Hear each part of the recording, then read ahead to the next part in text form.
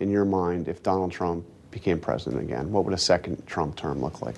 Fundamentally, a second Trump term could mean the end of American democracy as we know it. And I don't say that lightly. We all witnessed him trying to steal a democratic election before and going to historic and unconstitutional lengths to do so.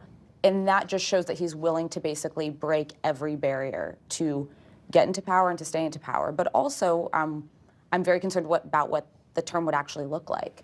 We don't need to speculate what a second Trump term would look like, because we already saw it play out. To this day, he still doubles down on the fact that he thinks that the election was stolen and fraudulent. And then his rhetoric has just gotten increasingly erratic. I mean, he has literally called for things like doing away with parts of the Constitution, wanting to weaponize the DOJ to enact revenge on his political enemies. The fact that he feels that he needs to lean into being a dictator alone shows that he is a weak and feeble man who has no sense of character and integrity and has no sense of leadership. Everyone who is in the West Wing, and frankly a lot of cabinet secretaries, they know how dangerous Trump is. People who I have the deepest level of respect for, like my former boss, Vice President Mike Pence, he's seen more than any of us have seen. He knows more than any of us know. And I would just hope in this moment when we are less than a year out from, or basically a year out from the election, that he would think about speaking out more forcefully just about the unfitness of Donald Trump. This is not about politics, it's not about policy, it is about the character of the man who's the leader of the free world. Yeah, 'cause even now, even 3 years later, almost, you know, there are many that haven't come out who know exactly what you all know or know more. I think it's really easy to paint all of these Republicans with a broad brush and say that they're doing it for, you know, their own personal ambitions, which I think is a large majority of them. But I think another thing that we have to consider as a factor is that a lot of these people won't come forward, even if privately they'll acknowledge that Trump is unfit or will privately acknowledge that the 2020 election wasn't stolen.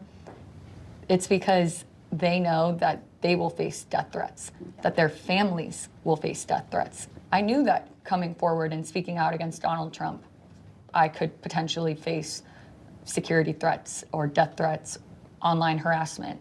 Despite all the personal sacrifice, I knew that ultimately it was the right thing to do. And so I just would encourage others to come forward, because we're running out of time in order to try to stop Trump from being in the Oval Office again. His campaign theme is retribution. I mean, this is the centerpiece of his campaign. He says, I am your retribution.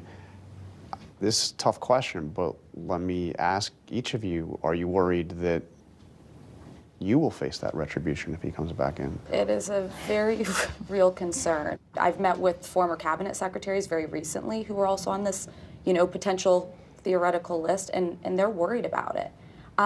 Listen, I'll say this with Donald Trump is, what scares me as much as him and his retribution is the almost cult-like following he has over his most diehard supporters. The threats, the harassment, the death threats that you get when he targets you, and he's deliberate in targeting, is really horrifying and has no place in our American discourse. And it's unlike anything I've seen in the decades plus I've been in politics. I'm less worried for any like personal aspect for me, but it is, he knows how to use government better this time. He can put in diehard loyalists who can weaponize every level of government against his detractors, against the American people, against the media.